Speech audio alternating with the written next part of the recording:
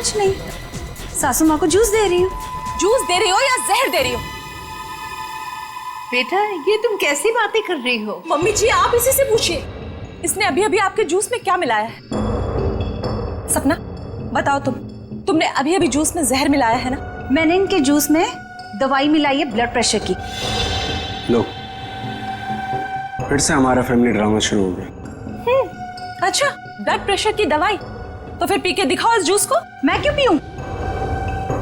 भाभी आप ये कैसी बात कर रही हैं? आप हमेशा सपना के पीछे हाथ पकड़ क्यों पड़ी रहती हैं? प्लीज एक सेकंड। सपना, क्या तुम्हें मम्मी जी ने कहा था जूस में दवाई मिलाने को? नहीं। तो फिर क्यों मिलाई जूस में दवाई? एक मिनट मैं 2 मिनट का बाथरूम चला गया, आप लोगों ने वर्ल्ड वॉर 3 शुरू कर दी। मैंने ही इससे कहा था जूस में दवाई मिलाने के लिए। सपना आज का डोज भूल गई थी तो मैंने कहा जूस में मिला दो। मुझे बहुत खुशी होती है ये देखकर कि मेरा परिवार मेरा कितना ख्याल रखता है, कितनी फिक्र है सबको मेरी। चलो मुझे जूस दो। I am sorry ladies and gentleman, please enjoy the party. Music please louder.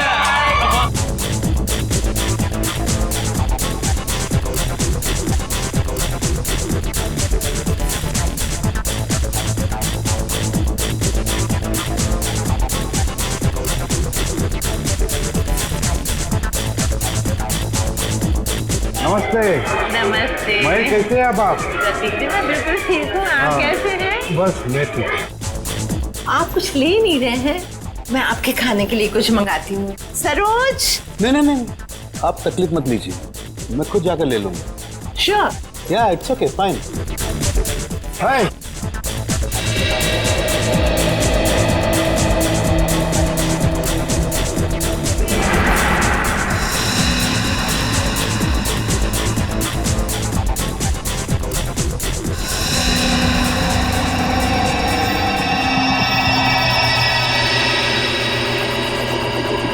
आनंद।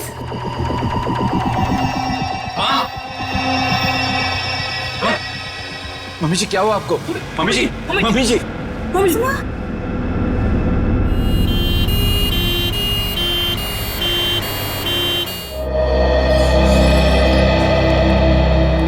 आइए सर, नमस्ते। मेरा नाम अहम है सर, मैंने आप लोगों को फोन किया था। अच्छा, अब कैसी है तुम्हारी मम्मी? डॉक्टर से इलाज कर रहे हैं सर, पता नहीं क्या होगा। घबराओ नहीं, सब ठीक हो जाएगा। जिस किसी ने मेरी माँ को मारने की कोशिश की है ना, उसको आप छोड़ना मत। एक बात बताओ अहम, क्या तुम्हें किसी पर शक है? मेरा मतलब है कौन कर सकता है ये तुम्हारी मम्मी के साथ? मुझे तो सभी पर शक है सर। अहम, कौन है ये लोग? CID। CID? पर किसने बुलाया इन्हें? मैंने बुलाया। क्यों? आप? जी मैं विकास, अहम का बड़ा भाई। क्योंकि आप में से किसी ने ही मम्मी की जान लेने की कोशिश की है। What nonsense! तुम अपने घर वालों पर शक कर रहे हो? आप घबरा क्यों रहे हैं भैया? कहीं आपको ये तो डर नहीं कि सपना भाभी की पोल खुल जाएगी? सर, पार्टी में मैं बताता हूँ क्या हुआ।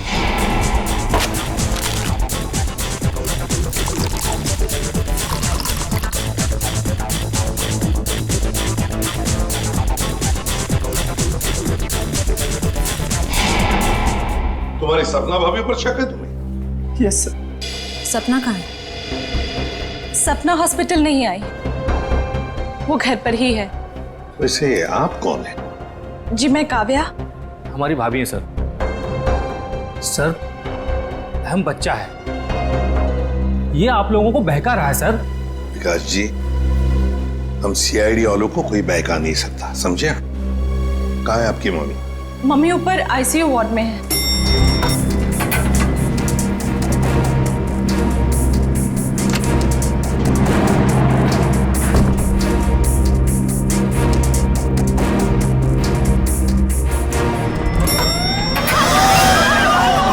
ठीक है, आग लगी है लगता है। तो लोगों को बाहर निकल, जल्दी जल्दी। आइए।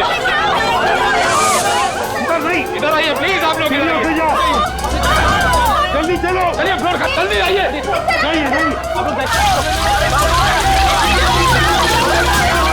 इधर से आप लोग इधर से जल्दी चलो। चलिए फ्लोर खाली है, चलिए जल्दी आइए। सीधे से जाइए,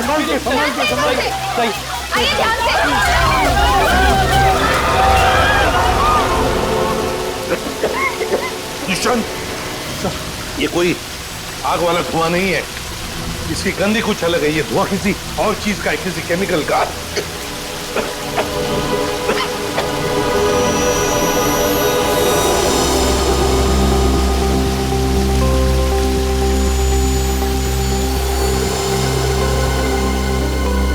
सर, हाँ?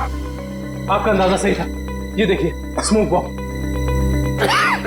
माय गॉड, सर कहीं ये स्मोक बॉम्ब फायर अलार्म बजाने के लिए तो नहीं डाला गया था? आश्रय, फायर अलार्म बजाने के लिए ही स्मोक बॉम्ब लगाया गया था।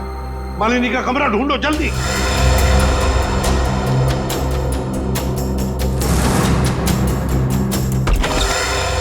अरे बेड तो खाली है। ये मालिनी जी कहाँ चली गई होंगे? ऐसा लगता है मालिनी जी जान खतरे में है। स्टाफ को बुलाओ हॉस्पिटल के वार्ड में से एक मरीज गायब होता है और किसे कुछ पता नहीं। वाह, हम भी क्या करते साहब, जब हॉस्पिटल में भगदड़ मची तो हम अपनी जान बचाने के लिए यहाँ से भाग गए। क्या तुम लोग जान बचाने के लिए भागे मरीज को ऐसे ही छोड़कर?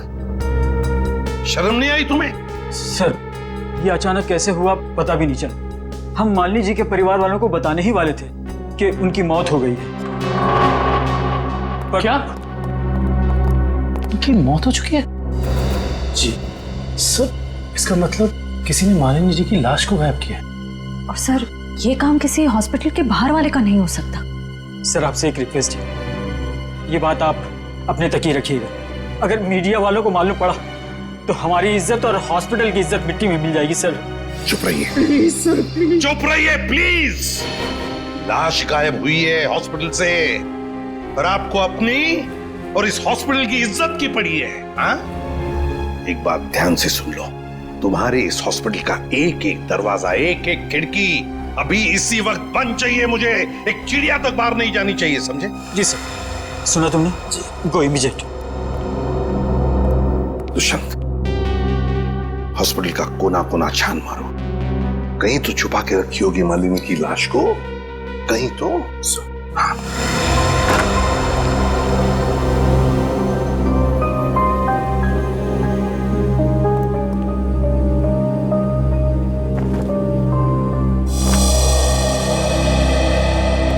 एक बात बताइए, आपके मम्मी के साथ कमरे में कोई था उनकी देखभाल के लिए? जी सर, मेरे पति आनंद वहीं पर थे। आप मम्मी के साथ थे? तो फिर ये सब हुआ कैसे?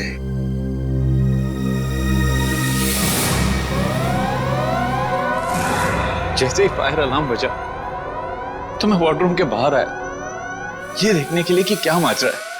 हर तरफ धुआं ही धुआं था। लोग पागलों की तरह यहां वहां भाग रहे थे। धक्का मुक्की में कुछ लोग मुझे मम्मी जी के वार्डरूम से बहुत दूर ले गए। जाकर भी मैं वार्डरूम तक नहीं पहुंच पा रहा था। किसी तरह जब मैं मम्मी जी के वार्डरूम में पहुंचा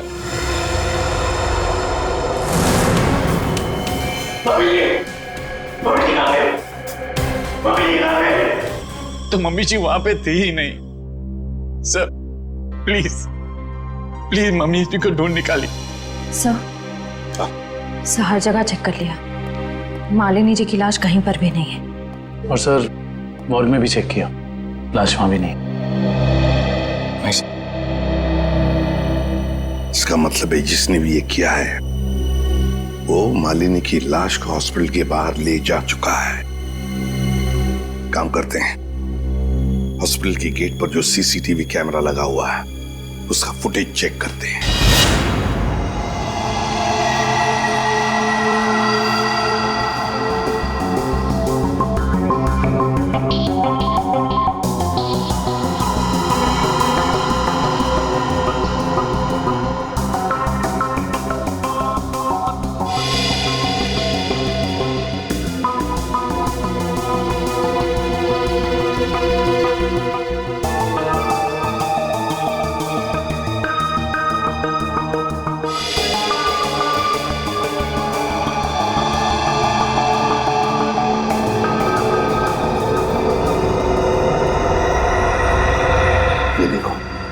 एक झटके में गाड़ी रिवर्स हो गई और हॉस्पिटल के बाहर भी निकल गई।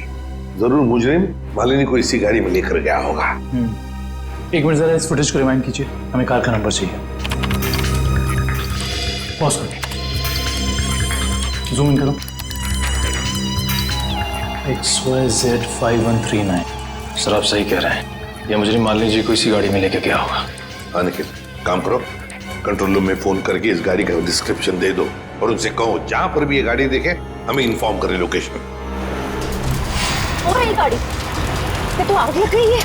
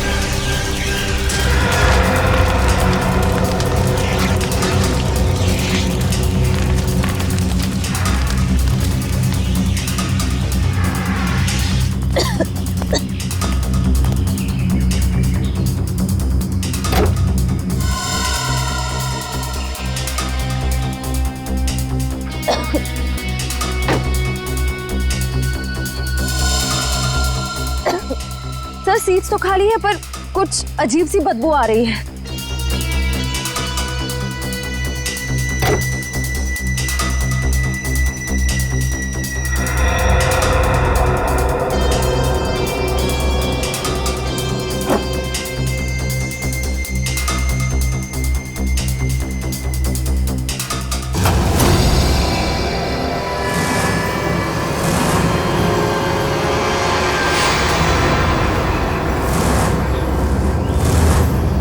सर ये लाश तो जल चुकी है।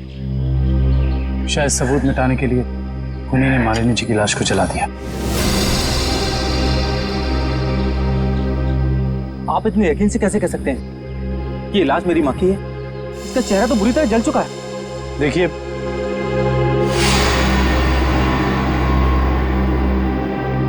ये अंगूठी देखिए, पहचानते हो इसे?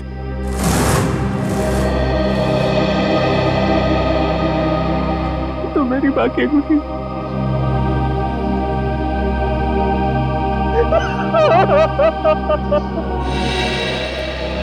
डॉक्टर साहब, कुछ नहीं ताजी? अरे क्या नहीं ताजी है? दया, लाशों से बात करना कोई आसान है क्या? और लाश भी जली हुई हो और मुश्किल हो जाती है ना।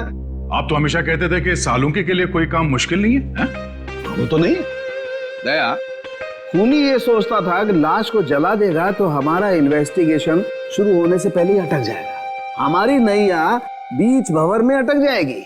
तो इस अटकी हुई नाव को बाहर निकालिए ना सर। आप कुछ ना कुछ रास्ता तो निकाल ही लेंगे आप। आपको पता है फ्रेडी आपके बारे में क्या बता रहा था? फ्रेडी क्या कह रहा था मेरे बारे में? नहीं, ऐसा कुछ खास नहीं। वो कह रहा था कि डॉक्टर सालुंकी की उम्र हो गई। बहुत ज्ञान है आपको।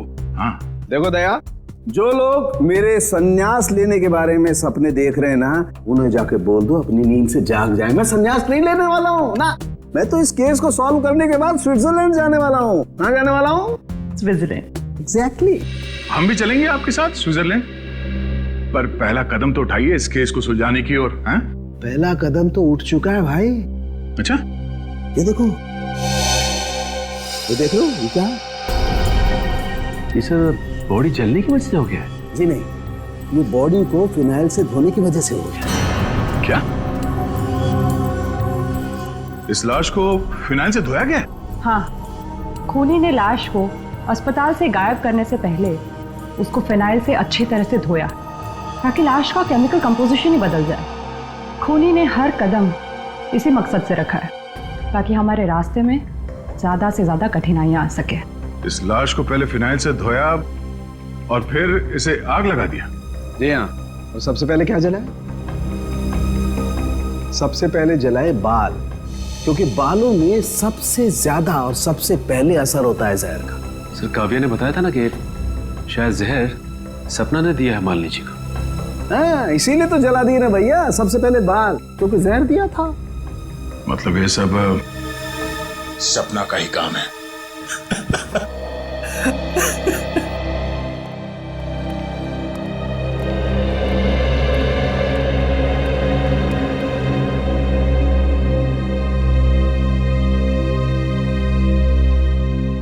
सर आप लोग कुछ पता चला माँ की मौत की वजह क्या थी? जी नहीं, मगर बहुत जल्द पता चल जाएगा। पता तो चल गया है ना सर, सपना ने ही जूस में जहर मिलाया था। बस कीजिए भाभी, इनफ। हर चीज की खाद होती है। डॉक्टर साहब आप बताइए ना इन्हें। देखिए, मैं इनका फैमिली डॉक्टर हूँ। सपना ने जूस में ब्लड प्रेशर की दवाई मिलाई थी, जो मैंने ही उसे कहा था। ओह अच्छा। अच्छा एक बात बताइए, क्या लगता है आप लोगों को कौन कर सकता है ये? कौन मार सकता है आपकी माता जी को? मैं कुछ कहना चाहूँ। आप? जी सर, ये हमारे परिवार के वकील हैं, मिस्टर संजीव। संजीव जी, कहिए संजीव जी, क्या कहना चाहते हैं आप? देखिए सर, मुझे शक तो नहीं है। हाँ, मगर पार्टी के बाद मालिनी जी मेरे साथ एक मीटिंग करना चाहती थी। मालिनी जी आपके साथ मीटिंग करने वाली थी? किस सिलसिले में? अपनी वसीयत बदलने के सिलसिले में। वसीयत बदलना चाहती थी? अच्छा। मीटिंग ही नहीं हो पाई क्योंकि अचानक इनकी तबीयत खराब हो गई। अच्छा संजीव जी, ये बताइए, अभी जो वसीयत है जो मालिनी जी बदलना चाहती थी, क्या है उस वसीयत में? कुछ बता सकते हैं आप? सर, इस वक्त जो वसीयत है उसके हिसाब से आधी जायदाद मिस्टर आनंद के नाम पे है और बाकी बची हुई आधी जायदाद दोनों भाइयों के नाम पे है।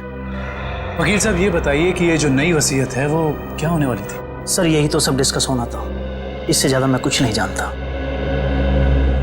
मालिनी जी की अचानक तबीयत बिगड़ गई और मीटिंग हो नहीं पाई। दुष्यंत, पता लगाना पड़ेगा मालिनी जी अगर वसीयत बदलती तो किसका फायदा होने वाला था और किसका नुकसान। अरे आओ आओ भैया, समझो केस सॉल्व हो गया। क्या बात है सर, लगता है लाश से कोई बड़ी जानकारी निकाल ली आपने। रिया जनाब, पार्टी में मालिनी जी के कान से खून बह रहा था ना। हाँ, उसकी वजह पता चल गई आपको? जी हाँ, उसकी वजह थी दया साहब जहर। जहर जिसने ऑरल ट्रैक्ट को यानी कि कान के इस हिस्से को बिल्कुल तबाह कर दिया, बर्बाद कर दिया। देखो, तो जहर की वजह से नस फट गई और कान से खून बहने लगा। और इतना ही नहीं, इनके खून में से हमें बहुत ज्यादा मात्रा में नाइट्रोजन के कंपाउंड्स भी मिले। और तो और इनकी किडनीज में से हमें बढ़ी हुई मात्रा में पोटेशियम और मैग्नीशियम मिला है। और ये सारी चीजें सिर्फ एक ही तरफ इशारा करती हैं, जहर। सर, फिर तो हमें सपना को गिरफ्तार कर लेना चाहिए। नहीं, यहीं पर कहानी में जरा सा ट्विस्ट है भैया। इनको जहर तो जरूर दिया गया था, लेकिन वो स्लो पॉइजन था, धीमा जहर, जो कोई 1.5-2 महीने से लगातार हर रोज इन्हें दिए जा रहा था। इसलिए जूस में तो जहर होने का सवाल ही नहीं होता। और ये जहर किस चीज के जरिए दिया जा रहा था? खाने पीने के साथ? यार दया, ये गुत्थी थोड़ी सी उलझी हुई है। But why fear when Salu case here? तुम चिंता मत करो, इस जहर से भी मैं सच उगलवा के रहूंगा। ठीक है सर, आप इस जहर से सच उगलवाइए। तब तक मालिनी के घर वालों से सच उगलवाते हैं। क्योंकि वो जूस जो सपना ने मालिनी जी को दिया था उसमें जहर नहीं था। मालिनी जी की मौत स्लो पॉइजनिंग से हुई है। स्लो पॉइजनिंग, धीमी धीमे असर करने वाले जहर की वजह से, जो उन्हें 45 दिन तक रोज लगातार दिया गया था। धीमा जहर? मां को मारने की इतनी बड़ी साजिश? जी, और ये साजिश किसी आसपास वाले की है जो उनके खाने के साथ, उनकी दवाइयों के साथ छेड़खानी कर सकता था। सर, चाय लीजिए आप लोग। थैंक यू, आप लीजिए।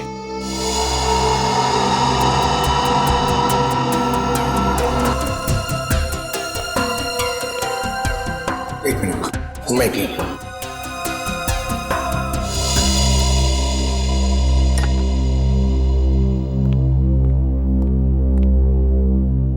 बात बताइए, मालिनी जी को रोज दवाई कौन देता था? सर उन्हें दवाइयाँ सपना ही दिया करती थी। अच्छा। हाँ, मैं ही उन्हें दवाइयाँ दिया करती थी, पर कभी कभार सासू माँ अपनी दवाइयाँ खुद लिया करती थी, कभी आयुर्वेदिक की तो कभी न्यूरोपैथिक की। तो सपना जी, आपके कहने का मतलब ये है कि जहर शायद मालिनी जी की खुद की ली हुई दवाओं में था? मैं नहीं जानती कि जहर किस चीज में था, मैं तो सिर्फ आपको उनकी आदतों के बारे में बता रही हूँ। चलो ठीक है, हमें वो दवाइयाँ देखनी है। चलिए सर, मैं आपको माँ का कमरा दिखाता हूँ। चलिए।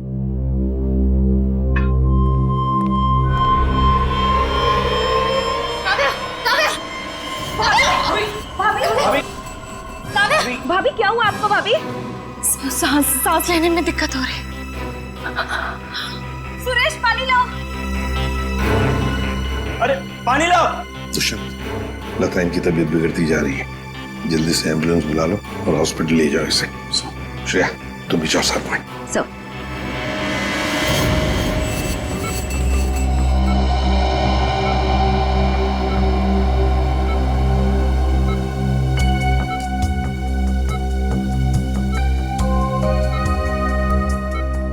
जी डॉक्टर साहब, कैसी तबीयत है काव्या की और हुआ क्या है इन्हें? फिलहाल तो हम इनके बेहोशी की वजह समझने की कोशिश कर रहे हैं, बट डोंट वरी, खतरे का कोई निशान दिखाई नहीं दे रहा, इन्हें जल्दी होश आ जाना चाहिए। Thank God. वैसे भी सासू माँ के मौत के सदमे के बाद हम उभर नहीं पाए। कम से कम काव्या भाभी को कुछ नहीं होना चाहिए। डॉक्टर साहब, इन्हें जैसी होश है हमें बता दीजिएगा। या श्योर। Thank you.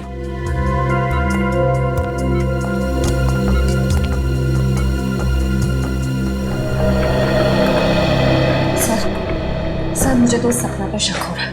वहाँ पार्टी में काव्या के साथ झगड़ा कर रही थी और यहाँ इसे काव्या की इतनी परवाह हो रही है। और श्रेया होना उस चाय में कुछ था जिसे पीते ही काव्या बेहोश हो गई। सर चाय तो मैंने भी पी थी, थैंक गॉड मुझे कुछ नहीं हुआ। Are you sure Pankaj? Sure मतलब सर? मतलब चक्कर वक्कर तो नहीं आ रहे ना तुम्हें? चक्कर नहीं सर, चक्कर नहीं आ रहे, मगर पेट में कुछ गड़बड़ लग रही है सर। पेट में गड़बड़ लग रही है, गर्मी हो रही है, कहीं से वो तो नहीं हो गया? पंकज, और अगर तुम्हें सीरियसली कुछ हो भी गया है तो हम हॉस्पिटल में ही है ना। अजीब बात है, ये काव्या का पति आनंद अभी तक आया नहीं। पंकज, उसका नंबर ट्राई करो।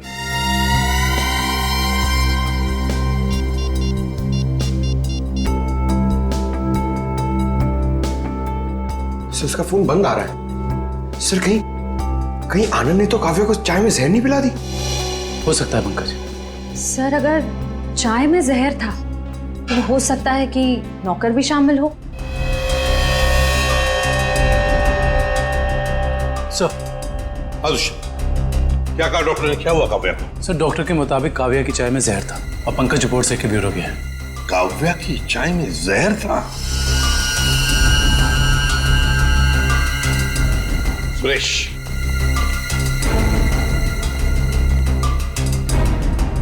तो बताओ सुरेश, चाय में जहर कहां से आया? चाय में जहर कहां से आया? मैंने कहा था जहर डालने के लिए, ना मैंने डाला सर। सब पता चल जाएगा। एक बात बताओ, जब तुम चाय लेकर आए थे तो चाय कहीं पर रख दी थी और कुछ दूसरे काम के लिए गए थे? हाँ साहब, याद आया। मैं सुबह जब चाय लेकर आ रहा था तो आनंद साहब ने मुझे कुछ खाने के लिए लेकर आने को कहा। अरे सुरेश, सिर्फ चाय? कुछ नाश्ता भी ले जाओ, कल रात से किसी ने कुछ भी नहीं खाया। जाओ। जी साहब।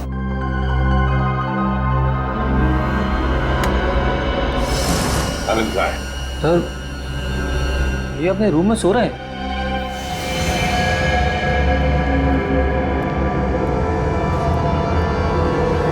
कहाँ है आनंद?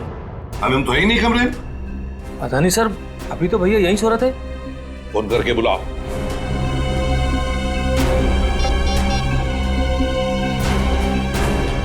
सर घंटी जा रही, भैया फोन नहीं उठा रहे। घंटी बज रही है पर भैया फोन नहीं उठा रहे हैं। सर जब सुरेश चाय लेके आया था सर बिस्किट तो था ही नहीं, और तो और सर, जब चाय आई तो वहाँ पे आनंद भी नहीं था, तो आनंद को पता कैसे चला कि कौन सा कप किसके हिस्से में जाने वाला है? हाँ वाकई आनंद तो वहां था ही नहीं चाय पीने के लिए।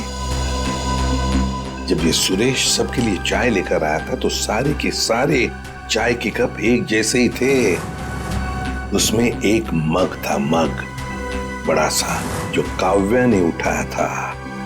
तो हो सकता है वो काव्या का खास मग हो जिसमें वो हर बार चाय या कॉफी पीती हो। हाँ सर। और ये बात आनंद को मालूम थी। हेलो एसीपी साहब, मैं डॉक्टर सुमित। हाँ डॉक्टर सुमित, बोलिए। एसीपी साहब, आप जल्दी चले आइएगा, मुझे आपको कुछ जरूरी बात बतानी है। क्या हुआ डॉक्टर सुमित? ये काव्या तो ठीक है ना? हाँ वो ठीक है, मैं आपको फोन पे नहीं बता सकता, आप यहाँ जल्दी चले आइएगा। हेलो, लगता है बहुत बड़ी गड़बड़ हुई है हॉस्पिटल में। Let's go. लिस्ट बना के दोबारा से डिटेल मुझे दे देना, ठीक है? बाकी सब मैं देख लूंगी। डॉक्टर सुमित कहाँ मिलेंगे? सर उन्हें तो आईसीयू में भर्ती किया है। डॉक्टर सुमित को आईसीयू में भर्ती किया है? क्यों? सर एक बहुत बड़ा हादसा हो गया। डॉक्टर सुमित अपने कैबिन में खून में लथपथ मिले सर, और उनके सर पे बहुत गहरी चोट आई है। माय गॉड, क्या मिल सकते हैं उन्हें? फिलहाल तो नहीं सर, वो कोमा में है। होश में कब आएंगे नहीं पता। दुष्यंत, जरूर ये वही मुजरिम है जो ये सब कर रहा है। वो अभी भी हॉस्पिटल में ही है, पहले मालिनी के साथ और अब डॉक्टर सुमित के साथ। काव्या सर, कहीं उस मुजरिम का अगला निशाना काव्या तो नहीं? काव्या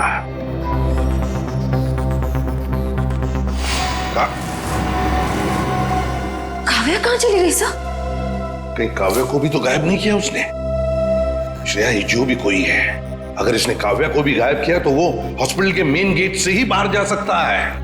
और सर शायद डॉक्टर सुमित को भी उस खूनी के बारे में पता चल गया होगा, इसलिए उन पर भी हमला हुआ।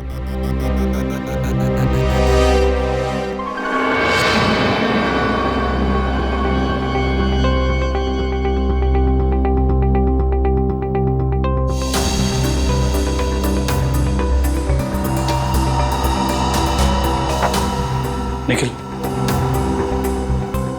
तो शायद डॉक्टर सुमित यहाँ फोन पर बात कर रहे थे और फिर पीछे से कोई आया और जोर से उनके सर पर वार किया और वो यहाँ नीचे गिर गए। हाँ साहब, डॉक्टर साहब के सिर के पीछे चोट आई है। अच्छा, हादसे के बाद डॉक्टर सुमित के केबिन में कितने लोग आए थे? सब 4-5 जन आए थे उनको आईसीयू में ले जाने के लिए। सर आनंद का अभी तक कुछ पता नहीं चला है, कहीं इस सब के पीछे उसी का हाथ तो नहीं? ये आनंद ही कुछ गड़बड़ है, कुछ न कुछ तो गड़बड़ जरूर है इस आनंद में। आइए सपना जी, आइए। कहाँ गई थी आप? वो मैं काव्या की रिपोर्ट्स लेने गई थी गैस्ट्रोलॉजिस्ट डिपार्टमेंट के पास। क्या हुआ? वहां से एक रिपोर्ट लाने में इतना वक्त? लाइन बहुत लंबी थी, मगर क्यों? क्या बात है? काव्या कहाँ है? काव्या गायब है, समझिए आप? क्या? सर ये ब्लड सैंपल्स तो ले लिए, लेकिन सर क्योंकि बाकी लोग डॉक्टर साहब के कैबिन के अंदर चले गए थे, इसलिए सारे जरूरी सबूत मिट गए। और यहाँ पे काव्या गायब है ना दुष्यंत? ये किसी एक आदमी का काम नहीं, ये जो भी कर रहा है ना उसका कोई साथी है। एक इनके परिवार में से कोई और दूसरा इस हॉस्पिटल में से कोई।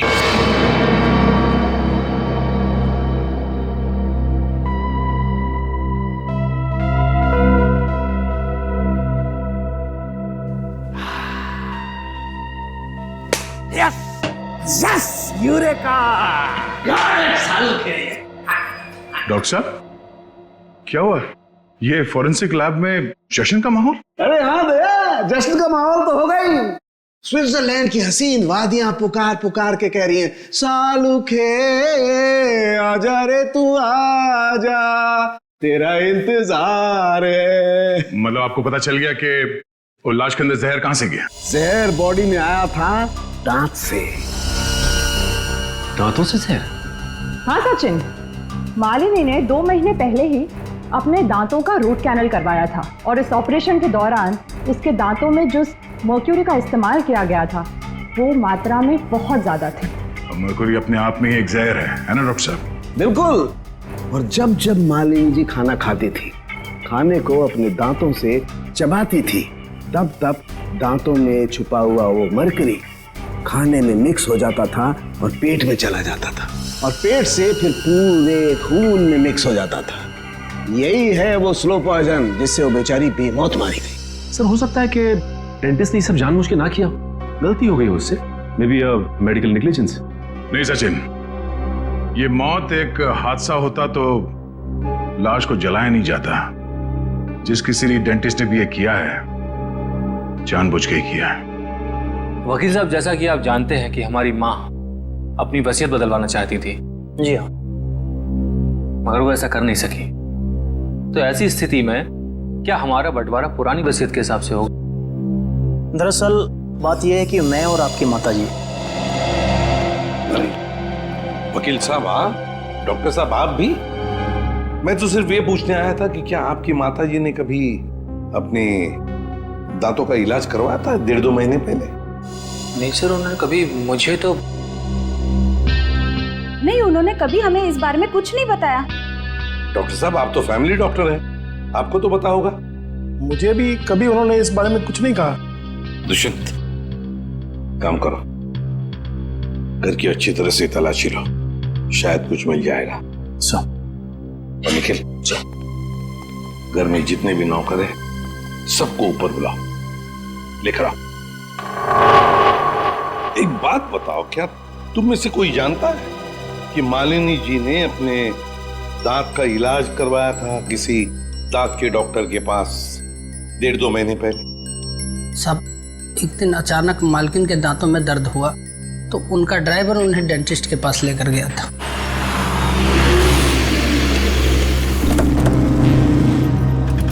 सर यहीं पे छोड़ा था हमने उन्हें। उसके बाद किधर गई वो तो मालूम नहीं मुझे। ठीक है, आसपास जितने भी डेंटिस्ट है ना, सब चेक कर लेते हैं। तुम लोग उधर देखो।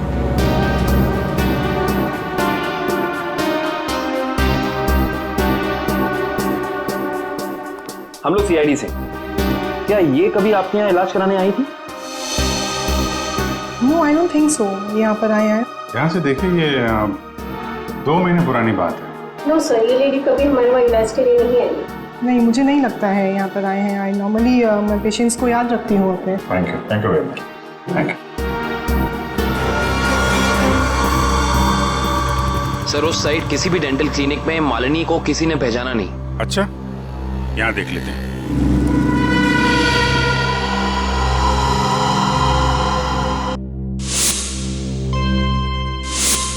सीआईडी वाले आ गए। तुम्हें मालूम है ना तुम्हें क्या करना चाहिए?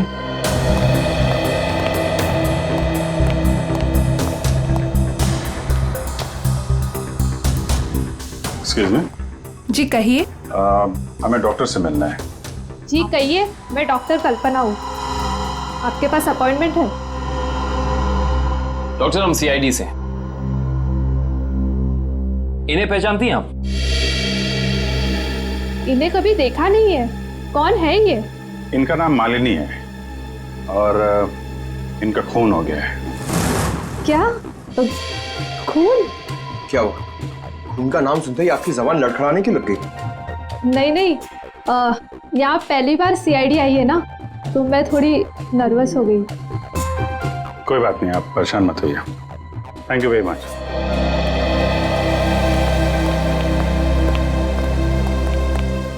अरे सर, आप लोग अभी तो आए, इतनी जल्दी जा रहे हैं? डॉक्टर प्रतीक ने ठीक से इलाज नहीं किया क्या? डॉक्टर प्रतीक? यहाँ तो कोई लेडी डॉक्टर है ना? No no, no lady, no lady, only gents, only gents, doctor Prateek. अच्छा अच्छा।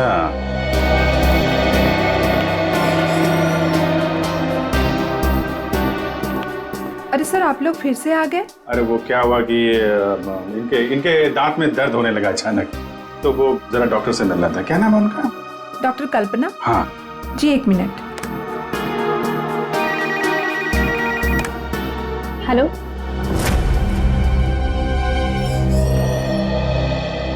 क्या हुआ सर? मेरे दांत में बहुत दर्द है, मगर मुझे एक जेंट्स डॉक्टर चाहिए।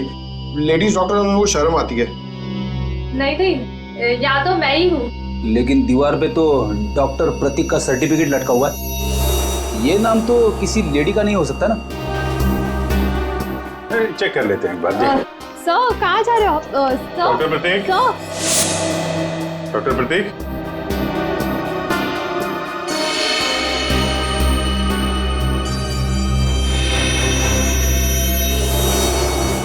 अरे डॉक्टर साहब क्या कर रहे हैं? आप चले जाइए यहाँ से। डॉक्टर साहब कुछ गिर गया क्या यहाँ पे आपका? मैंने कुछ नहीं किया है। आइए आइए, बाहर आइए, आइए। अब चले जाइए यहाँ से। अरे अरे चले जाएंगे डॉक्टर साहब। आप चले जाइए। अब जाएंगे, पहले थोड़ी बातचीत तो कर लें। लेकिन मैंने कुछ नहीं किया। अरे आइए तो सही, आइए आइए। मैंने कुछ नहीं किया। हाँ। सर ये ऐसे नहीं मानेंगे, लगता है डेंटिस्ट साहब के दांतों का इलाज करना पड़ेगा। अरे लेकिन हम में से किसी को डेंटिस्ट्री आती नहीं है। अरे नहीं आती तो आ जाएगी। क्यों डॉक्टर साहब, प्रैक्टिस मेक्स मैन परफेक्ट ना। आपने भी तो प्रैक्टिस से सीखा होगा। आती। हाँ तो फिर आइए प्रैक्टिस कर लेते हैं। आइए बैठिए बेटा। अरे बेटा आइए बैठिए। बैठिए। ये क्या कर रहे हैं आप लोग? ये गलत कर रहे हैं आप लोग। तुमने जो किया वो ठीक था क्या? मैंने गलत कुछ नहीं किया। गलत तो हम भी नहीं कर रहे हैं डॉक्टर साहब, आप जल्दी से मुंह खोल दीजिए वरना बहुत दर्द होगा। बता। मालिनी का इलाज मैंने किया था। और इलाज के बहाने उसके दांतों में ज्यादा मरकुरी भी तुमने डाली थी। गलती हो गई। गलती नहीं है, ये गुनाह है। किसके कहने पे किया था? मुझे नहीं मालूम। पता आनंद पैसे दिए थे मुझे इसलिए। कहाँ मिलेगा ये? भाई को था।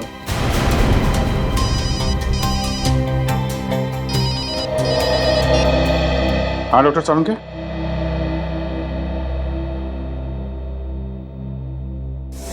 क्या? आनंद रुक जाओ। आनंद गोली चल जाएगी। आनंद रुको। आनंद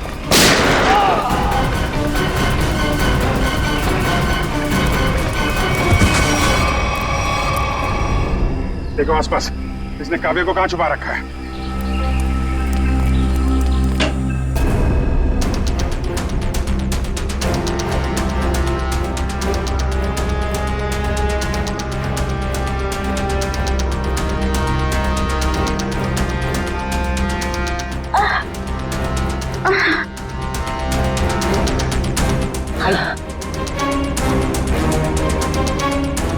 चलो।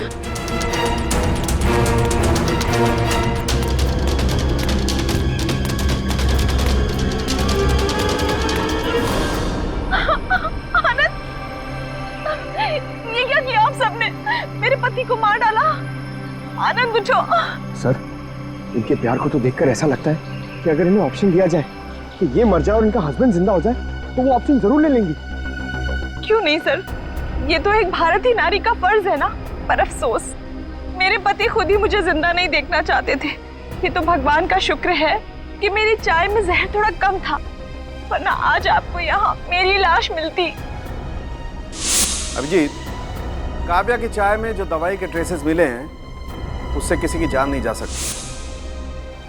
एक मिनट, आपको कैसे पता चला कि आपकी चाय में जहर कम था? वो सर अभी आप ही ने तो कहा। अरे हमने कब कहा? हाँ याद आया, आनंद ने बताया था। हाँ? आनंद कैसे बताएगा? आनंद बेचारा तो खुद ये बात नहीं जानता था। ये बात जानती थी तो सिर्फ एक औरत, और वो औरत तुम हो काव्या। आनंद तुम जिंदा हो, मेरे साथ इतना बड़ा धोखा।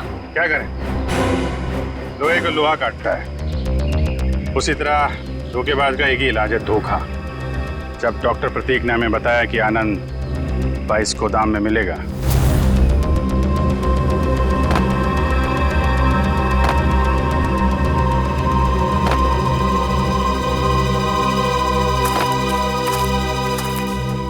तो हमने यहाँ पहुंचकर देखा कि वो बेचारा बंधा पड़ा है। उसके हाथ पांव खोले तो उसने अपनी आप बीती सुनाई।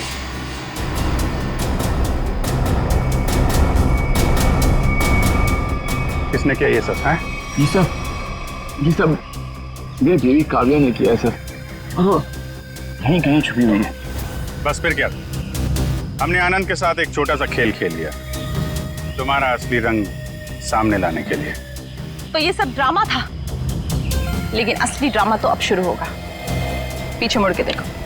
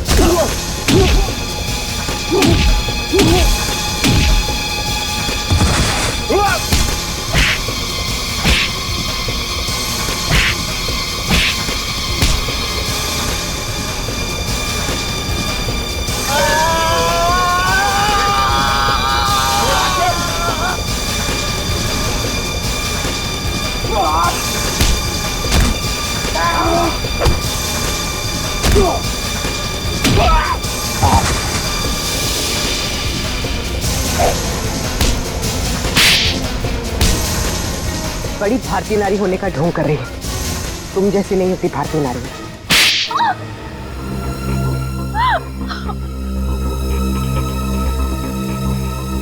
सासू माँ ने आधी जायदाद आनंद के नाम कर दी थी, और आनंद अपने भाइयों से बहुत प्यार करता था, तो वो अपनी जायदाद का हिस्सा भी अपने भाइयों को देना चाहता था। और ये बात आपको बहुत खटकती थी, क्यों? मुझे पता था सर, मुझे पता था कि वो सासू माँ पे दबाव डालेगा वसीयत बदलने के लिए। इसलिए तुमने उन्हें डॉक्टर प्रतीक के पास भेजा, उनकी दांत की तकलीफ का फायदा उठाकर, ताकि इससे पहले कि वो अपनी वसीयत बदले उनकी मौत हो जाए। हाँ सर, और मैंने प्रतीक से कहा अगर वो पकड़ा जाए तो मेरा नहीं आनंद का नाम ले, ताकि आपके सास यानी मालिनी जी के खून के जुर्म में आनंद यानी आपका पति फंस जाए, जिससे 25 करोड़ की आधी जायदाद आपकी हो जाए। हॉस्पिटल में डॉक्टर सुमित तुम्हारी सच्चाई जान गए थे, इसलिए उन पे भी हमला किया तुमने। मैं क्या करती सर, उसने मुझे फोन पे बात करते हुए सुन लिया था। अब बारी है खेल के दूसरे पड़ाव की, जिसमें हम दुनिया को ये दिखाएंगे कि मेरे पति परमेश्वर यानी कि मिस्टर आनंद कुमार ने अपनी ही पत्नी को अगवा कर लिया। तो डॉक्टर सुमित को कोमा में पहुंचा दिया, अपने पति की किडनैपिंग की और मालिनी जी का खून कर दिया। दौलत की भूख मिटाने के लिए इतने सारे जुर्म किए तुमने, लेकिन सजा सिर्फ एक ही मिलेगी, फांसी।